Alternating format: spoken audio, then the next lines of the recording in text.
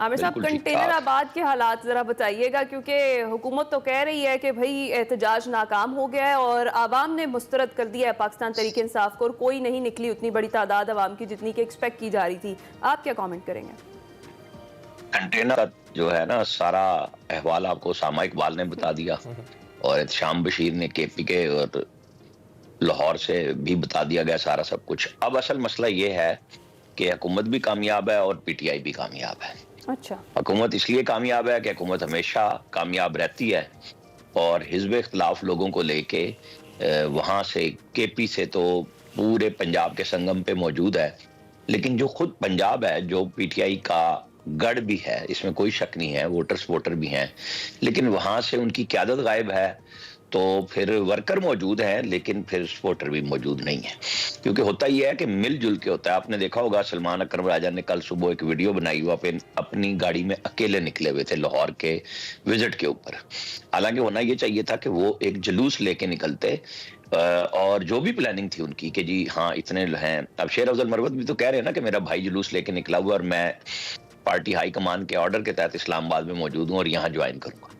फवाद चौधरी जो पार्टी में नहीं है, लेकिन वो पार्टी के अंदर रहते हैं, और वो कहते हैं कि मैं तो हूँ इस्लामाबाद में, लोग हमारे आ चुके हैं 1200-1300 लोग। अब इन सब लोगों का इम्तिहान होगा जब केपी का जो काफिला है वो इस्लामाबाद की तरफ रवां दवां होता हुआ आता है डी चौक की तरफ, और उसके दौरान ज़ायदा हर्डल बेशुमार हैं।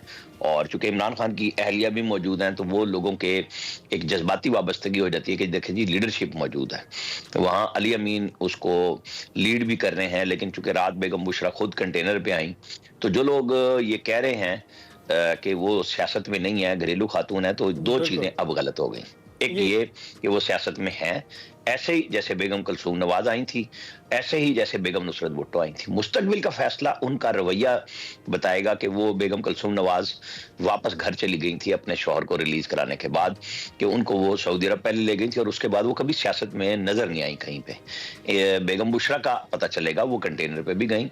हमें और आपको देखा होगा मुशर्रफ दौर में बेगम तहमीना दुल्ताना साहब थी कुलसूम नवाज के, और उनकी गाड़ी को उठा लिया गया था लाहौर में, और कई घंटे वो फिजा में मुअल्लक रही, और वहीं से फिर वो तहरीक भी बनी। आज इमरान खान की एहलियां आई हैं, बिल्कुल इनके बच्चों का, इनकी फैमिली का हक है, और पूरी पार्टी का राइट है कि वो आए अपने लीडर के लिए आवाज बुलंद करें। लेकिन इशू ये है कि आवाज बुलंद करना और छुड़वा के ले जाना, इस्लामाबाद पे हमला करना, ये दो डिफरेंट चीजें हैं, जिसकी बुनियाद पे ये कंटेनर आबाद का जो आपने क्वेश्चन किया वो स्टार्ट होता है। क्योंकि इसके बगैर बात बनती नहीं। जो लोग यहाँ रहते हैं, डिप्लोमेटिक कम्युनिटी है, आम लोग हैं, उनकी जो जात है उनकी हिफाजत करना भी गवर्नमेंट की जिम्मेदारी है। और उसके चक्कर में वो लोग जो रहते हैं आम शहरी, वो भी मुश्किल में आ गए हैं। ज़ाहिरा रास्ते ब्लॉक है, चीजें हैं। असल मसला ये है कि डायलॉग शुरू होना चाहिए। पीटीआई को भी सोचना चाहिए, हुकूमत को भी सोचना चाहिए, क्योंकि इसके बगैर बात होनी नहीं है। बिल्कुल। तो आमिर साहब, आप किस तरह सोचते हैं कैसे बात ये आगे बढ़ेगी? अभी तो हम देख रहे हैं कि उनका एहतजाज ही आगे नहीं बढ़ रहा है, बात कैसे आगे बढ़ेगी? यहाँ पर अभी हज़ारा इंटरचेंज तक बताया गया कि उनका मरकजी काफिला पहुंचा है, जिसकी क़यादत अली अमीन गंडापुर कर रहे हैं। तो आप क्या सोचते हैं, क्या पीटीआई अपने अहदाफ पूरे करने में कामयाब हो रही है, या हुकूमत को कामयाबी मिल रही है कि वो पीटीआई का एहतजाज जो है वो स्नब कर पा रही है? देखें, इसमें मुश्किल में पाकिस्तान है और अवाम है। सियासी जमातें कुछ करती हैं और अवाम के नाम पे करती हैं, और इस दफा लीडरशिप के नाम पे कर रही हैं, और बता रही हैं कि जो हमारे लोग अरेस्ट हैं उनको रिहा किया जाए और मैंडेट वापस किया जाए। अब क्या वो अवाम के प्रेशर पे ले सकते हैं? होना यह है कि खुदा न खास्ता अगर इस तरह की गड़बड़ हुई तो फिर कुछ और होगा, जो ना पीटीआई के हक में होगा ना किसी और के हक में होगा। और मिलिट्री सारी चीजें देख भी रही है, सिक्योरिटी के लिए जहां जरूरत है वो मौजूद भी है। पैरामिलिट्री फोर्सेस जैसे रेंजर्स, एफसी सब तैनात है, पुलिस भी है। उनको रोका हुआ है हरो पुल पे अली अमीन गंडापुर को, और हजारा मोटरवे के बैरियर पे मौजूद हैं उमर अयूब। अच्छा, अब ये सारे के सारे आ रहे हैं इस्लामाबाद, इतने लोग आ रहे हैं, हजारों लोग हैं दायरा साथ उनके, कहाँ लेके जाएंगे उनको? डी चौक पे क्या करने आ रहे हैं? मुतालबा तो ये जलसे की अनाउंसमेंट करके, और अगर इनके ऊपर रिकॉर्ड के ऊपर 9 महीना होता तो फिर जैसे आर्मी चीफ ने भी अली अमीन गंडापुर को एपेक्स कमेटी में कह दिया था, वो कह रहे थे हमें जलसे जुलूस नहीं करने देते, तो उन्होंने कहा कि जो सियासत में और इंतशार में बड़ा फर्क है और आपको ये फर्क मलूज़ खातिर रखना होगा। लेकिन अब वो अपनी पार्टी के सूबाई सदर भी हैं, वज़ीर आला भी हैं, वो सारा कुछ सुन के आ रहे हैं, तो कश्तियां जला के आ रहे हैं। तो अगर तशद्दुद बढ़ता है, अभी तो पुलिस रोक रही है, जवाबन कुछ और होता है, अल्लाह ना करे कि कैजुअलिटी हो, जो सबसे बड़ा अलमनाक वाक़या होगा। जो हुकूमत कह रही है कि इनको कैजुअलिटीज ही चाहिए हैं, ये सियासत को महमेज देने के लिए ये इसीलिए आ रहे हैं, और ये नहीं होनी चाहिए। हम तो दुआ कर सकते हैं ना कि सब कि ये रास्ता मुज़ाकरात का बनाएं, कोई ना कोई चीज ऐसी होनी चाहिए कि लोग बैठ जाएं, इन लोगों को वापस कराया जाए, वरना डंडा डोली तो होनी है। अब उसका अंजाम क्या होगा ये किसी को नहीं पता। तो आमिर साहब, ये जो डेडलॉक है, इसका खात्मा होना फिर कैसे आप कह रहे हैं कि मुज़ाकरात होंगे? कोई ब्रेक थ्रू नजर आ रहा है अभी भी इस सूरत हाल में?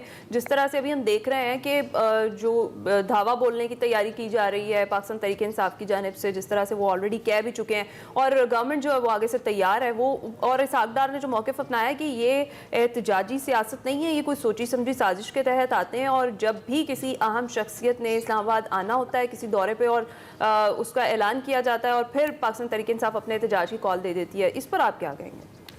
ये बदकिस्मती है हमारी, इसमें कोई शक नहीं। जब सदर चीन शी जिनपिंग आना चाह रहे थे 2014 में, और इनको रिक्वेस्ट भी की गई धरना कुछ दिन के लिए बंद कर दे, नहीं किया। सीपैक 1 साल लेट हो गया। अब बेलारूस के प्रेसिडेंट आज आ रहे हैं, और ये सदर प्यूटन के जो रशियन सदर है उनके बड़े गहरे दोस्त भी हैं, और हमारे स्ट्रेटेजिक ताल्लुकात हैं। ये ऐसे नहीं 70-75 लोगों का वफ्द जो कल आ चुका है, बाकी आज प्रेसिडेंट के साथ आएंगे, 2 दिन इन्होंने रहना है। तो गवर्नमेंट की पूरी ख्वाहिश है, और अल्लाह करे कि बिल्कुल आराम से ये विजिट हो जाए, और बड़ी अच्छी बात होगी कि वो आए, ये विजिट किसी भी तरीके से इल्तिवा का शिकार ना हो। इस दौरान पीटीआई के प्रोटेस्टर्स को किस हद तक पंजाब पुलिस रोकने में कामयाब होती है या नहीं होती है, उस पे ही मुज़ाकरात का दारोमदार होगा। अगर रोकने में कामयाब हो जाते हैं तो जाहिर है फिर कमेटी बनानी पड़ेगी, पीटीआई को भी मजबूरन एक फेस सेविंग चाहिए होगी, जो कि गवर्नमेंट को भी देनी चाहिए, और नहीं आते तब भी गवर्नमेंट को कमेटी बनानी होगी। लिहाजा आगे बढ़ना चाहिए।